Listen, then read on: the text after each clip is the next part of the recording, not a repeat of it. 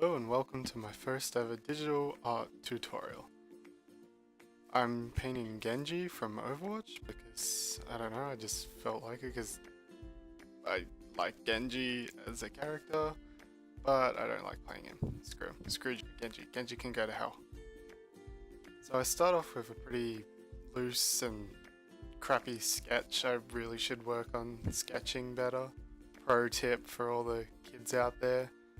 Should probably get better at sketching before you actually start painting. That's my mistake. So I'm trying to do the lines in more cohesive and, well, less scratchy effort, but that doesn't work out. But it's okay, because as long as I've got a nice base to work on and I know where most things are going to be, then that's alright by me. So now I've started to input a little bit of the background just to make sure that I know what I want to put in for the colors here. It's always best to have a good idea of what colors you want in the background before you start painting the main figure.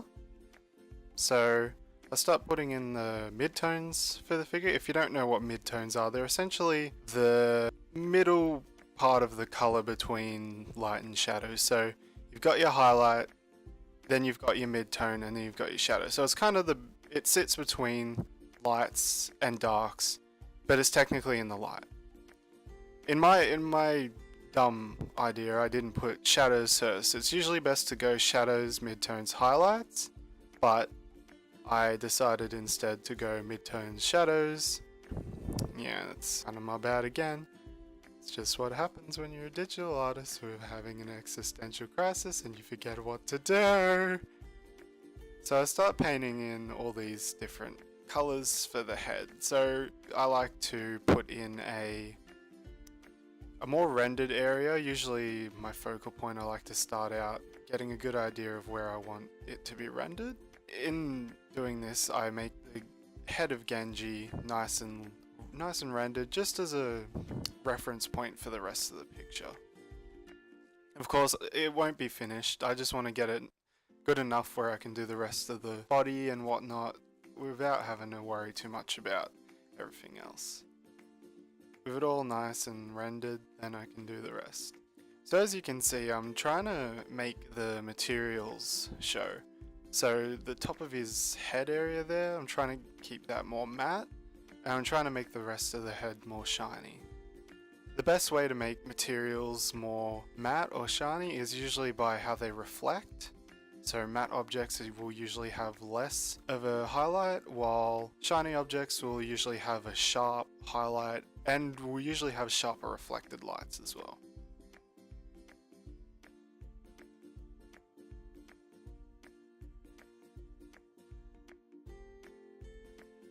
So I'm going in doing this pauldron, I guess?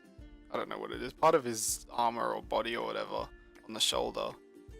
And I really want to try and make that form look nice and rounded, just to make sure that it shows the form, because that's what you're trying to do in digital art. You're trying to just show the form. So having a nice rounded form there will really bring it into the space.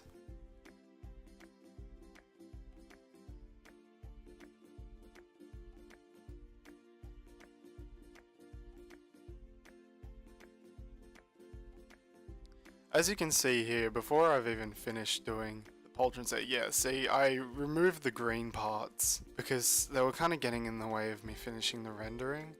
A good idea is always leave those kind of details till the end, just so they don't get in the way.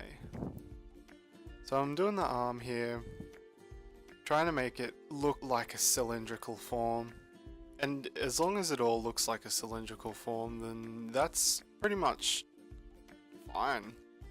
So with the values, which if you don't know what values are, it's what the lightness or the darkness of what a color looks like. So if you were to put this down into grayscale, those are values.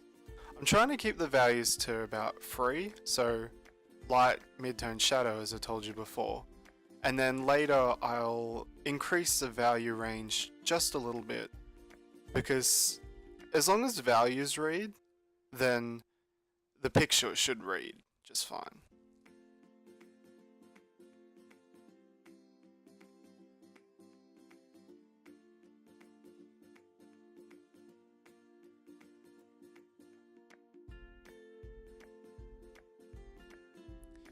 So as I'm looking here, I'm just trying to get the shadows on the right side just a little bit better, because the light's coming from the left side, pretty much almost directly from the left. So I want to put most of the right side in either complete shadow or just reflected light. And I'm starting to put the chest area into deep shadow. I felt like this was really a good way to get some contrast between the head and the rest of the areas, because I want you to look at the head mainly. So having the shadow area there subordinate everything else will make a large amount of contrast between the head and the chest. This is a really good thing to do with your art, is have areas plunged in shadow to really bring out the rest of the forms. So subtlety really helps, and shadows should never be admired.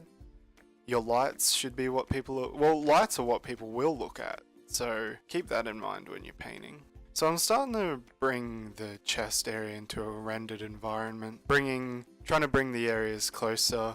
So I'm starting to put in some reflected light here in the shadows.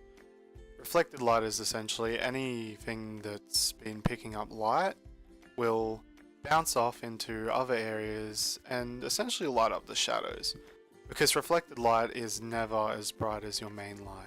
So it really helps bring the forms of your shadows out, and it's pretty much going to be picking up the light from the sky and the light from the wall that will be next to Genji. I'm just starting to bring form to the shadows, and this was one thing I had problems with for the longest time, was trying to bring form to shadows without making it look like they were part of the lights.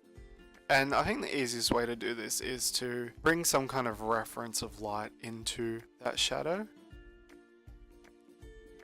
So another thing that I just want to briefly talk about is when you're doing areas of light, so like the left arm here, try to keep your shadows brighter than where the shadows in other areas. For example, I'm going to paint some dark lines on Genji's hand a bit later, but if you paint that too dark, it will make it really contrast, and you don't want that because the hand isn't a focal point. The hand's just an area outside of the focal point.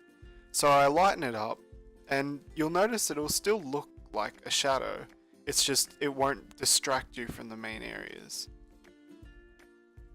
So with the leg, I wanted it as the same reason as the body, so it wouldn't detract by being too light, so I just darkened it a whole lot.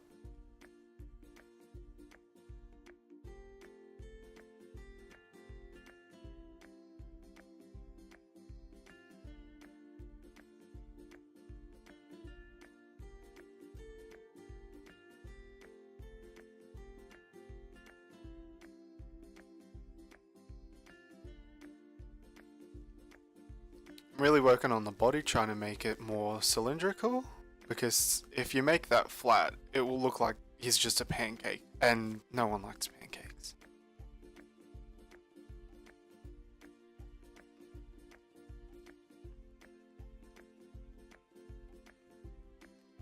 So I'm making these shadows down below here kind of a hard edge shadow, because it's going to be a cast shadow, because of the body is casting onto it from the light.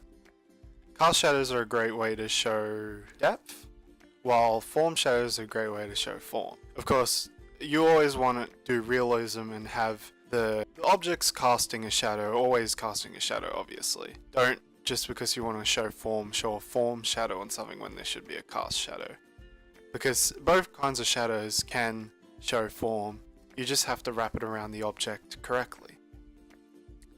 So I'm starting to work on the blade here. I think this was one of the more difficult bits, just because I didn't really enjoy doing the blade. But as you can see, there's the hand shadows at first. I put them too dark, so they really stick out, and that's not what I want.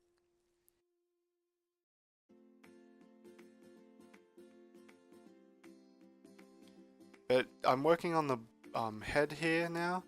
Just trying to, now that everything's kind of partially rendered, I really want to clean it up a bit, give it a bit of texture, and just fix any mistakes on it, because now I can go back to other areas after I finish this and get it all in line. Just remember that the further away from your focal point, the less detail you want, because again, people are going to look at the focal point if it has the most detail, so you don't want to over detail things. So I'm kind of brightening the shadows on the hand there. I slowly get there, I don't actually do it for a while. So here you see me trying to make the energy on the blades. At first I didn't really know what I was doing, still don't know what I'm doing, but luckily I managed to make it work out. But again, because of the amount of green on the blade, it's going to be pretty hard for people not to look there when the visor's not as bright. So I kind of blur it out a bit, just make it look like it's further back, just so I keep it from the viewer's eye. I mean, you want your viewer to look at the entire picture, but you want their eye to rest and then slowly go towards the focal point and keep their gaze mainly there. I'm still just trying to give that arm form. I'm working on the bandanas, and the bandana goes pretty far back in space. So the further back in space that an object goes, it will get lighter and it will also take in more atmosphere. So from here, my recording decided to kill itself. So I don't actually have the rest of the pictures recording. So I'm just going to have a little talk about what I did to get to where I was now. Essentially, I just cleaned it up a bit, added a bit more shadow, and gave the shadows more form by adding a little bit of darker shadows here and there. I also cleaned up the hands, and I did a bit of the background, but the background didn't work out too well and was too distracting. So I decided to just blur it out and make it a bit more subversive to the rest of the piece.